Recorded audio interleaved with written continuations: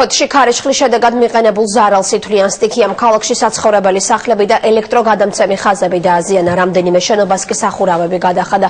მოსახლეობის ნაწილს დილიდან დენის მიწოდება შეუწყდა. სტიქიამ სახურავის წყალკანალის შენობასაც გადახადა.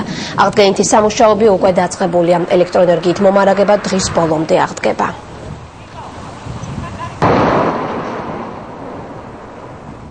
ძლიერმა ქარმა ზარალი მიაყენა ქუთაისაც. ბაღდადის მიმართულებით მოძრავ მანქანას ქალაქის გასასვლელთან წაქცეული მუხის ხე დაეცა.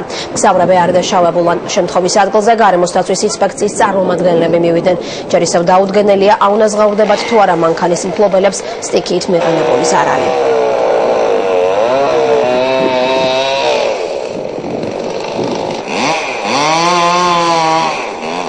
ძლიერი ქარის შედეგად მოწყდა ძალიან დიდი მუხის ხე და დაგვეცა.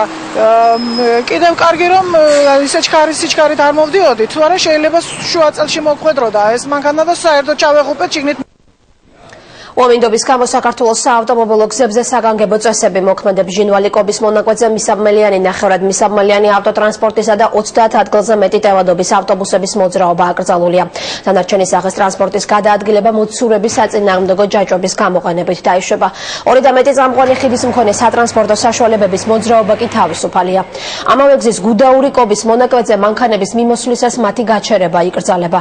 ავტომობილების გადაადგილება საპატრულო პოლიციის უშუალო ზედამხედველობითა და კოორდინაციით ხორციელდება.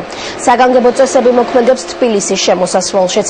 საავტომობილო გზის მე-17 და 23 კილომეტრებზე მისაბმელიანი, ნახევრად მისაბმელიანი ავტოტრანსპორტისა და 30 ადგილზე მეტი ტევადობის ავტობუსების მოძრაობა იკრძალება.